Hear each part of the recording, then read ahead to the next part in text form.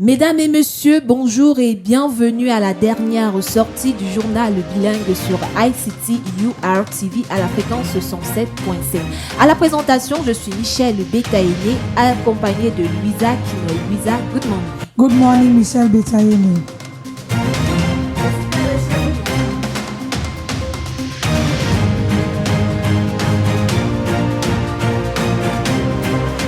In our first headline, the Minat boss, Paul Atanganji, has in a communique addressed to the governor of the Central Region, Nasser Pobia, called on the restriction of the usage of the Colbison-Bumiebe section of the Yaoundé-Douala highway by heavy-duty trucks.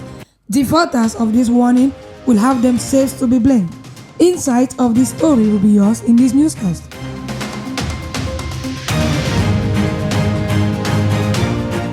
Sport, football, qualification pour les éliminatoires de la CAN Maroc 2025. La réunion de préparation en cours à la salle de conférence du ministère de l'Éducation physique.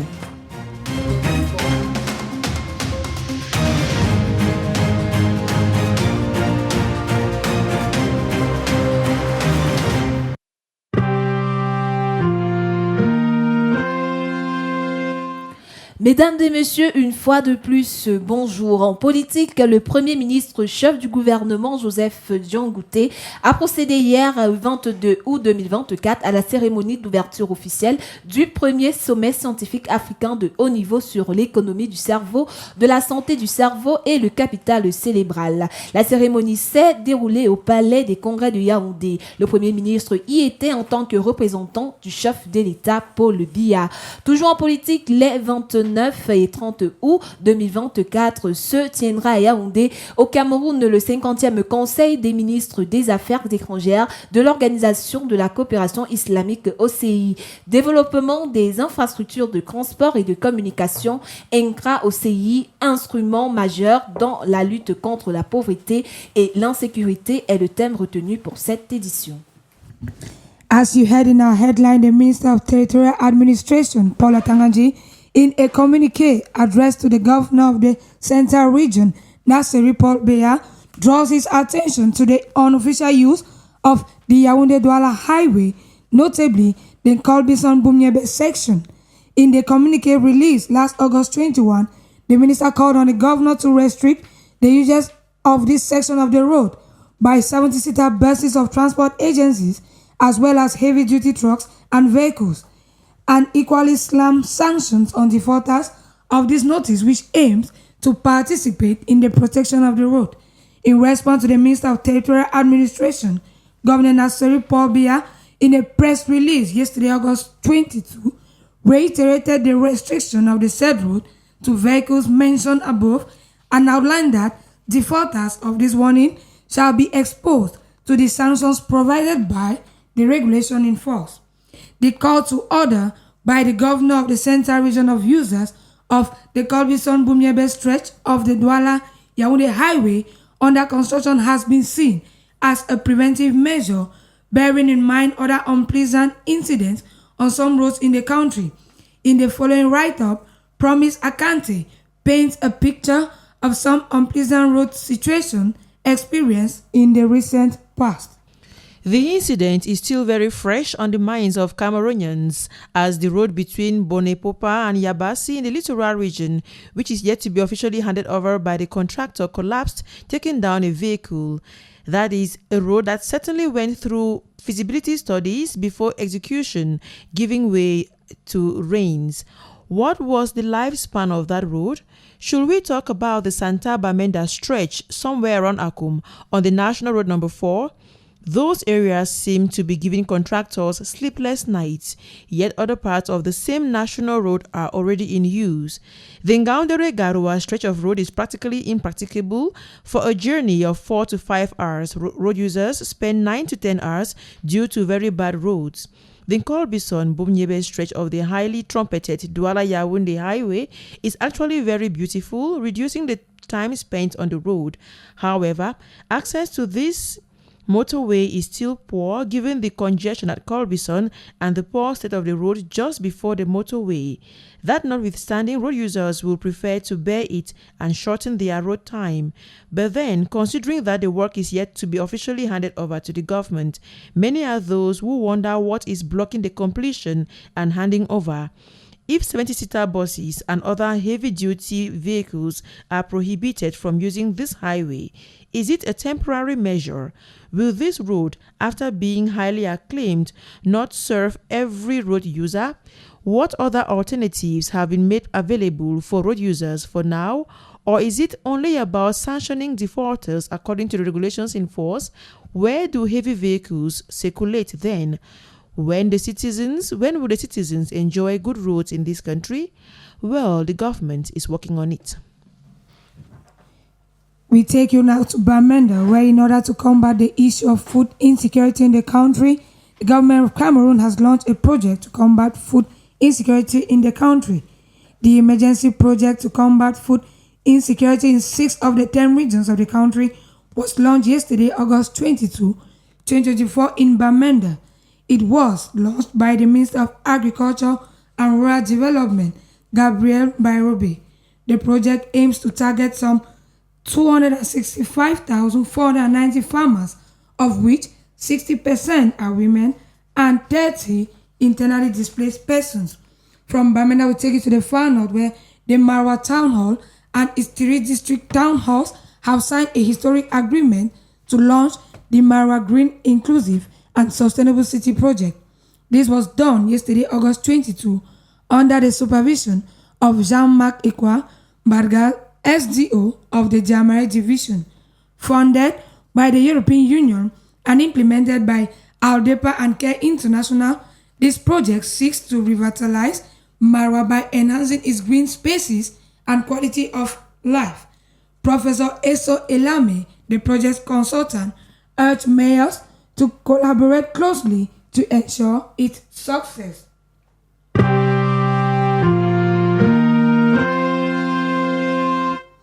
The Minister of Social Affairs, Pauline Irengene, has this Friday, August 23rd, presided over the ceremony to hand over computer equipment for the implementation of the Unified Social Registration of Cameroon (RESOC) project to some 100 pilot social centers in the country.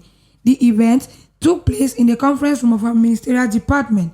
The said project is a follow-up of the first ordinary session of the Rescue Permanent Monitoring Committee on August 22, aims at strengthening the technical and material capacities of the pilot social centers in view of registering socially vulnerable households and individuals on request. The Minister of Posts and Telecommunications is to begin a 2-day working visit to the littoral region of Cameroon this day.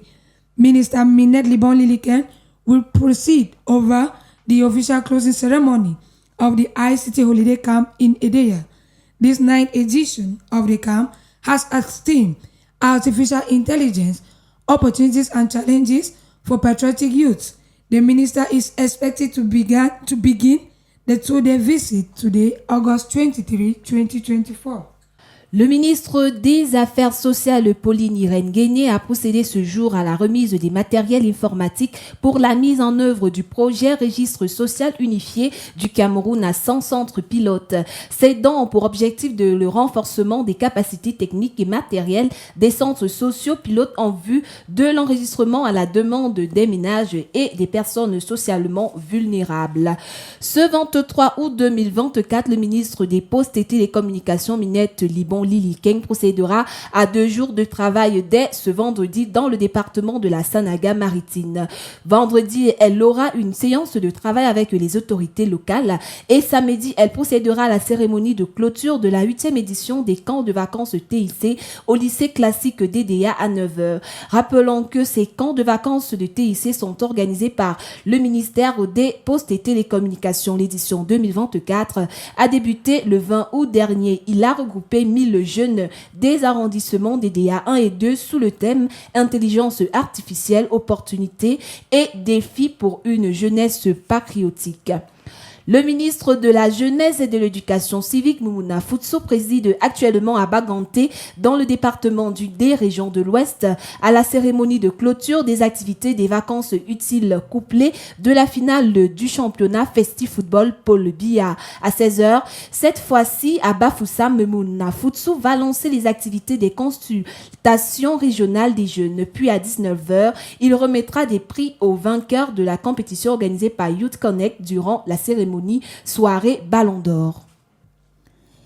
The United Nations Office for Humanitarian Affairs has released a disturbing report detailing the ongoing violence and its impact on civilians in Cameroon's English-speaking regions.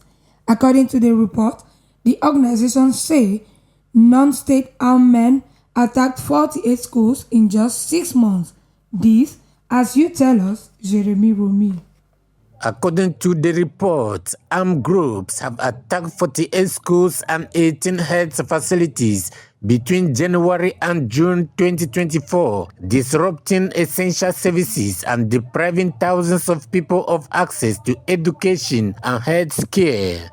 Since the crisis erupted in 2017, the conflict has claimed the lives of at least 6,000 people, while 700,000 children have been denied their right to education.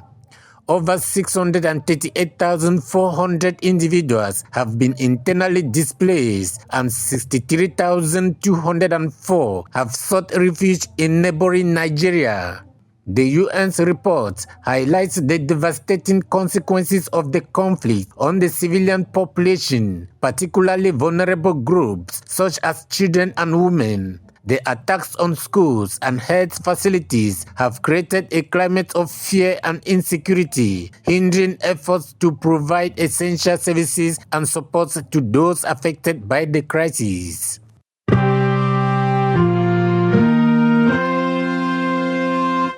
Mesdames, Messieurs, vous écoutez le journal bilingue sur ICTU-RTV. La 3e édition de la Women Leadership Arena Summit s'est ouverte hier 22 août 2024 à l'hôtel Dieuga Palace de Yaoundé. Organisée par Berla Meridian Group et soutenue par plusieurs départements ministériels, cette activité a pour objectif de faire des femmes des maillons essentiels de la digitalisation au Cameroun. From there, we move over to education, where the competitive entrance examination into the Advanced School of Mass Communication (ASMAC) for the 2024-2025 academic year is ongoing. Candidates opting for the different fields like journalism, organizational communication, documentary information, publishing and graphic arts, or advertising are called to submit their application files latest August 30, 2024. The said examination will take place on September 3 for the written part and from September 4 to 6 for the oral part. Today, August 23, 2024, is celebrated as International Day for the Remembrance of the Slave Trade and its Abolition. The day is intended to inscribe the tragedy of the slave trade in the memory of all peoples. Jeremy Romy with the details of this day in this report.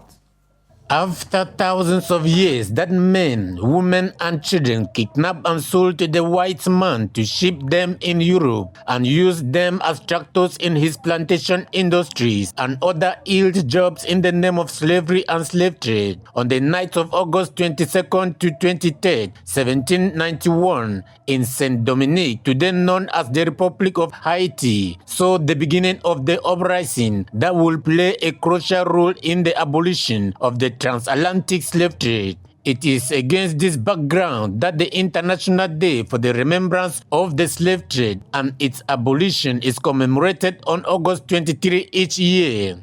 It was first celebrated in a number of centuries in Haiti in August 23, 1998, and Goria Island in Senegal in August 23, 1999. This International Day is therefore intended to inscribe the tragedy of the slave trade in the memory of all peoples. In accordance with the goals of the intercultural project, the roots of enslaved peoples, it should offer an opportunity for collective consideration of the historic causes, the methods, and the consequences of this tragedy, and for an analysis of the interactions to which it has given rise between Africa, Europe, and Americans and the Caribbean in order not to be revenged by the man who was once used as bulldozer.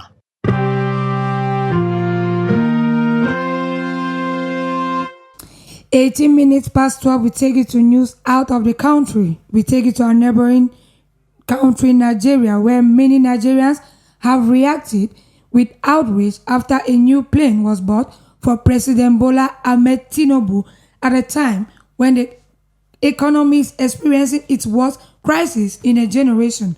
The purchase comes barely 2 weeks after thousands took to the streets across the country to protest at rising hunger and the cost of living, while in Niger, after the reduction in the price of fuel to 499 francs CFA per litre, the military have imposed a 50% reduction on charges for medical health care, rendering childbirth free of charge in all hospitals, as well as cancellation of the 150,000 caution placed on cases of dialysis. These measures are well received and appreciated by the masses, as it will go a long way to lighten their burden. Nous poursuivons les informations à l'étranger. Commençons au Tchad. Les élections législatives provinciales et municipales sont annoncées pour ce 29 décembre prochain. Dites-vous, Hilary Zogo. C'est l'ultime pas vers la sortie définitive de la transition au Tchad. L'élection présidentielle passée avec le succès de Mahamat Idriss Déby Itno place à présent à la réforme du Parlement. Les dernières élections législatives du pays d'Afrique centrale datent de février 2021. Une assemblée nationale qui devrait en principe être renouvelée en 2015. Une succession d'événements a conduit à la prolongation des mandats, la promulgation d'une nouvelle loi, la menace djihadiste, le coronavirus et la période transitoire entre autres. Pour tourner définitivement la page de cette transition, les Tchadiens sont appelés aux urnes le 29 décembre prochain. Annonce faite mercredi dernier par Ahmed Barticheret, président de l'Agence nationale de gestion des élections. Vous ne partez pas, Hilary, toujours pour cette information. Le président de l'Agence nationale de gestion des élections a également annoncé le déroulé du scrutin. Effectivement, Michel, il s'agit de 3 élections, les législatives provinciales et communales. Cette série sera organisée de manière couplée avec l'ancien fichier électoral, ce pour cause de manque de moyens logistiques et financiers. Le calendrier également est bien défini. Du 19 au 28 octobre, les dépôts de candidatures sont attendus. Les élections le 29 décembre suivies de la proclamation des résultats définitifs le 3 février 2025. De l'Afrique centrale pour l'Afrique du Sud. Bonne nouvelle pour les industries minières de l'Afrique. Un nouveau diamant a été découvert au Botswana, pays du sud du continent. L'annonce faite hier par une compagnie minière canadienne. Emmanuel Mbongni nous présente les spécificités de cette pierre précieuse. Il s'agit d'un diamant exceptionnel de 2492 carats, découvert dans la mine de Karawe, au nord-est du Botswana. Cette pierre est désormais la 2e plus grosse jamais vue au monde, juste après le célèbre diamant culminant trouvé en 1905. Le diamant a été découvert par une compagnie minière canadienne à l'aide des rayons X. Il sera officiellement présenté au président botswanais Bokwetsi Masasi dans l'après-midi à Karabon. Un événement qui marquerait un tournant historique pour le Botswana, premier producteur africain de diamants. Cette découverte pourrait avoir des répercussions importantes sur l'industrie minière et la réputation du pays.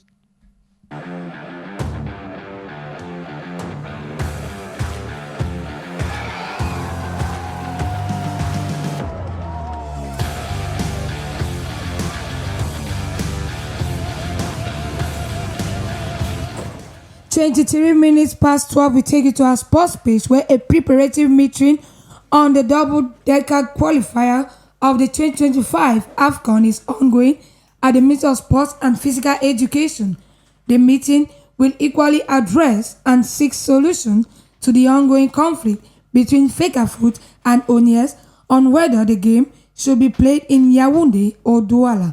In the commentary that follows, our sports reporter Jeremy Romy says, in an atmosphere of existing discord, communication has to be shared clearly with no room for mistake.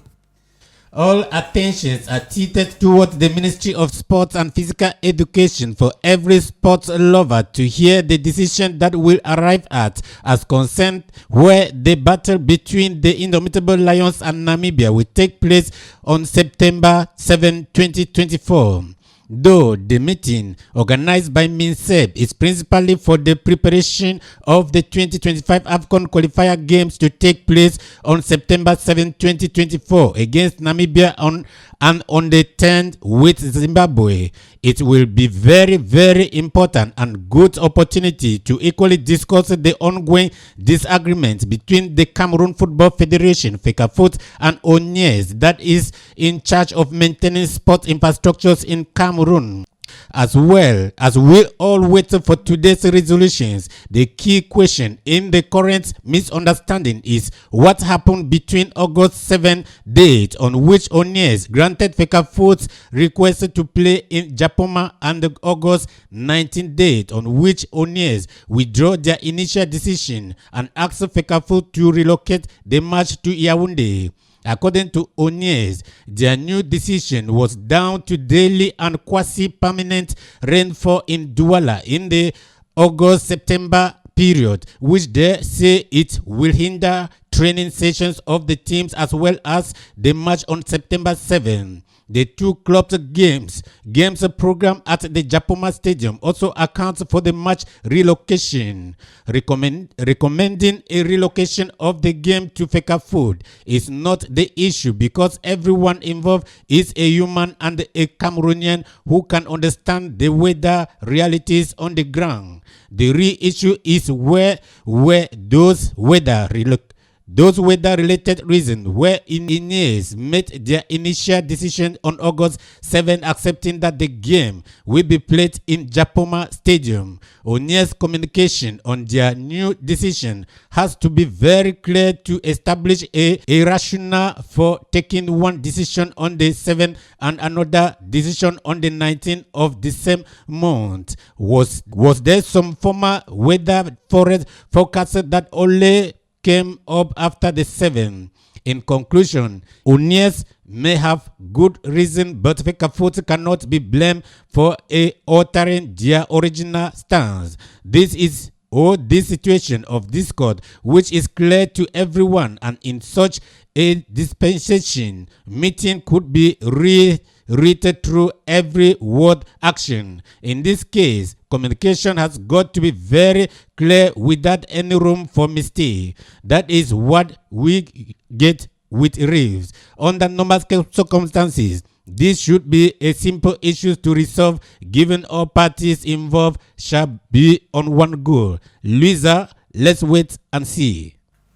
En sport football, le ministre des Sports et de l'Éducation physique, Narcisse Moelle-Kambi, préside actuellement à la salle de conférence du ministère dont il a la charge une réunion préparatoire en vue des deux prochaines rencontres du 7 et du 10 septembre des Lions indomptables contre la Namibie et le Zimbabwe comptant pour les qualifications de la CAN Maroc 2025. Les détails sur cette réunion préparatoire dans notre prochaine édition du 12h.